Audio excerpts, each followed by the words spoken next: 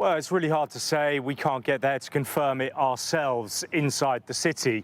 But effectively, the city has been captured really by the Russians for a number of weeks. They've controlled 95% of it for a long time. So even if it is not true, the city is in, the defense of the city is looking pretty desperate. We were along the front lines around Bakhmut this week, and the soldiers there told us really it was hanging by a thread. It was very, very difficult to defend indeed. Now, in terms of the Russians, if it has fallen, I suppose for them, they can sell it domestically to the Russian audience and say, well, we're not getting bogged down. We are managing to win something.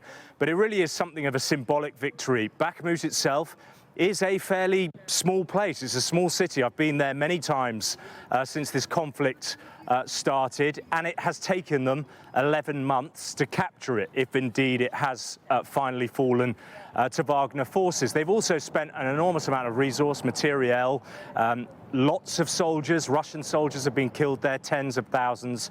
So it is something of a Pyrrhic victory. So the other way of looking at it is what does it mean if it has fallen? Will the battle in Ukraine change significantly? No, it won't. It's a symbolic place. The dynamism on the battlefield will remain very much the same. Ukraine is also attacking along the flanks of Bakhmut as well. It's making inroads there. I think all eyes now really are on the counteroffensive that Ukraine is expected to launch shortly in the coming days.